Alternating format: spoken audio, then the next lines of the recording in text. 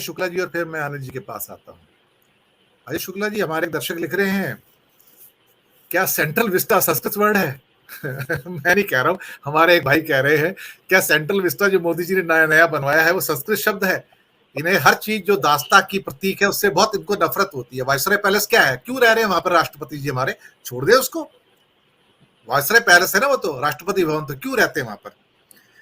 और वैसे भी इन्हें अपनी कौम के ऊपर बड़ा गुमान होता है, और मैं ये पहले प्रोग्राम कर चुका हूं, मैं आपको बताऊं। और आप पाएंगे कि पूरी दुनिया में जो प्रमुख कौम है वो हिंदू और मुस्लिम है। मैं सच कहूं आपसे तो दुनिया में 919 नोबेल प्राइज आज तक दिए गए हैं सर, 919। उनमें से हिंदू और मुस्लिम को कंबाइन करके 20 नोबेल प्राइज भी नहीं है सर, 20 भी नहीं है।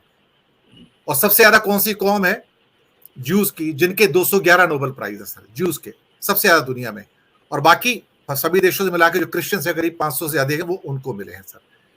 सर जिस सभ्यता को भारत की सबसे पुरातन और ना जाने क्या क्या उसके बारे में कहा जाता है, सोने की चिड़िया ये वो थी नहीं थी हमें क्या पता नहीं कौन से काल को बोलते हैं, भगवान जाने क्या था। लेकिन हमारी तो अपनी भी एक भी इन्वेंशन नहीं है। विवेक जी ने सही बताया है, कोई एक चीज घर में बता दीजिए जो हमने अपनी की हो सर।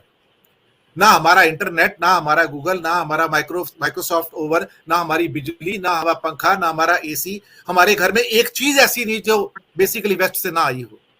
तो हम किस बात पे गुमान करते हैं अल्टीमेटली? विवेक जी कुछ कह रहे थे, फिर मैं अजय जी के पास आता हूँ। नहीं, आप ये कह रहे हैं, लेकिन वो क्या कहते हैं मैं आपको बताता हूँ। वो कहते हैं कि हमारे प्राचीन ऋषि मुनियों ने विश्व का जो सत्य है वो अपने अंतःचक्षु से ढूंढ के निकाला है।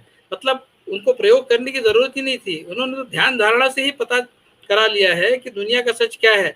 और आज जो क्वांटम मैकेनिक्स की सच्चाई जो एक्सपेरिमेंट से बाहर आई है, जो उसमें ये कहा जाता है कि दो परमाणु जो बिग बैंग से निकले हुए, चाहे दुनिया की किसी भी दो अलग कोने पर हो, उनके बीच में कम्युनिकेशन बना रहता है। तो ये जो सच्चाई है क्वांटम मैकेनिक्स की, जो एक्सपेरिमेंट से साबित हुई है, तो ये अभी ये कहने लगे हैं कि हमारे ऋषि मुनियों ने उसे पहले से ही लिख के रखा है कि चेतना जो है वही चेतना विश्व का धारण करती है। तो हमने तो हजारों साल पहले इस सच को उजागर किया है, आप आज बता रहे हैं। तो आप जो कह रहे हैं उसके एकदम विपरीत ये कहते हैं कि हमको जो समझा है बहुत हजारों साल पहले, वो दुनिया को आज समझ में आ रहा है। ये है इनकी सोच, ये बताते हैं आज इस तरह से। इनको बोलो वो ऋषि मुनि वापस बुला ले, उनके थ्रू इंटरनेट चला ले, फिर हमारे नया इंटरनेट लेने की जरूरत नहीं है। अजय शुक्ला जी, सिवाय तुगलकी फरमानों के कुछ नहीं है यहाँ पर।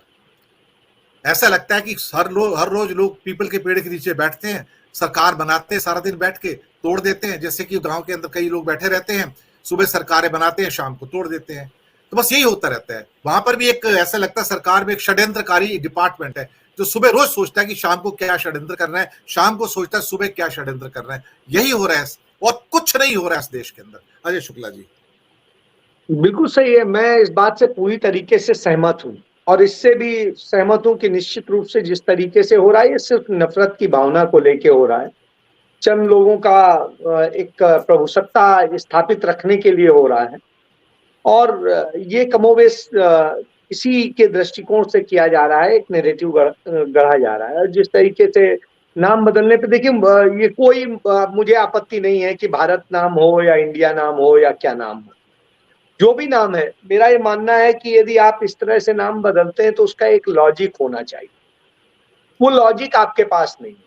जैसा कि आपने कहा, जब अंग्रेजों का भी पता नहीं था, जब श्रीमद् भागवत का भी पता नहीं था, जब ये सारे जो ग्रंथ आज आप गिना रहे हैं, जिनके आधार पर राजा भरत और न जाने क्या क्या आप गिनाते हैं, उनमें से कोई भी एक ग्रंथ मौजूद नहीं था।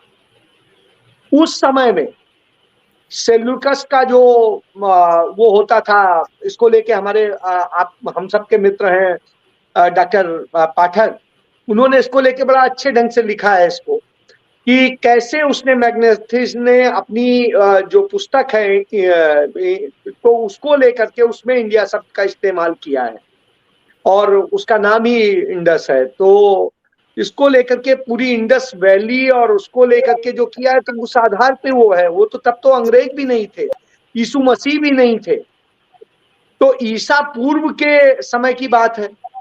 तो साहब इससे ये एक चीज लगती है कि आप जिस तरह की कहानियां गढ़ते हैं और सारी चीजें कहते हैं, तो तब न कृष्ण का पता था ना राम का पता था, और उस समय के जो ग्रंथ हैं और उनमें कहीं किसी का इनका पता नहीं चलता है, कहीं भरत का पता नहीं चलता है।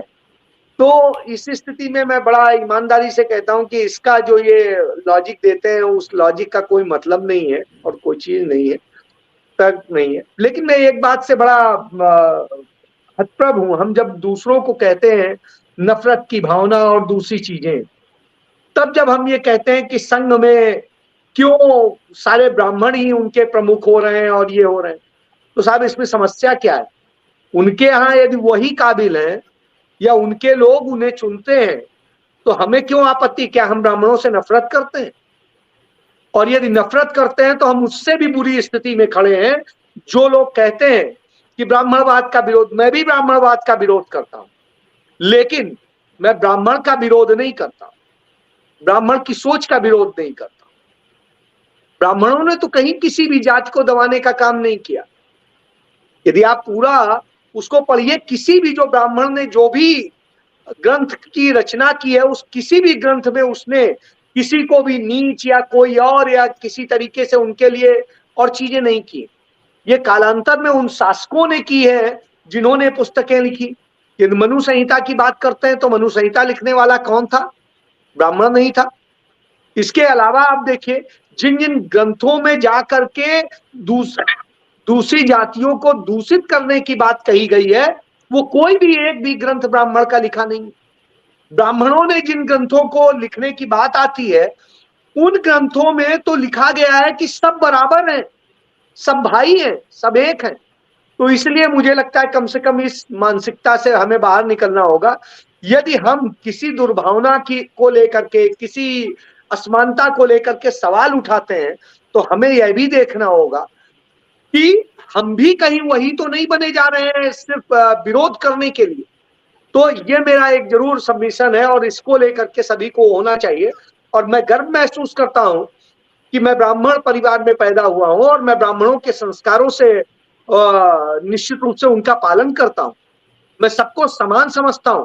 मेरे घर में जो रहते हैं काम करने के लिए, मुझे पता था कि वो शेड्यूल कास्ट है, और हमारे यदि लखनऊ में होता और कानपुर में होता तो शायद एक बार लोग तमाम बातें कहते, और वो वहीं के हैं। मैंने यहाँ पर उनको अपने घर में रखा, अपने बराबर रखा, अपने मेरे बच्चों ने उनका जूठा तक खाया। तो इससे मैं कह सकता हूं कि मैंने तो कभी नहीं किया। लेकिन यदि उनके प्रति गलत भावना रखता है या वो ब्राह्मण के प्रति रखें, तो मैं उनको नहीं बिल्कुल रखूंगा और ना वो मेरे साथ रहेंगे। तो दोनों चीजें हमें इसकी बजाय लोगों के गुण दोष के आधार पर समीक्षा करनी चाहिए, जाति धर्म के आधार पर नहीं करनी चाहिए। मेरा इतना सबमिशन है। और किसी भाषा, किसी क्षेत्र और उसके आधार पर नहीं होना चाहिए। यह सरकार यही नफरत पनपाने की कोशिश कर रही है, और इसी नफरत के कारण कुछ वर्ग, कुछ जातियां, कुछ धर्म अलग हो जाते हैं, कुछ ये हो जाते हैं। हमें सबको साथ लेके चलना है, हर व्यक्ति का सम्मान करना है, चाहे वो पिछड़ा हो, दलित हो, आदिवासी हो, कोई भी हो, ब्राह्मण हो, क्षत्रिय हो, वैश्य हो, हमारे लिए सभी उतने ही आदरणीय है, प्रिय है। जी अनिल जी।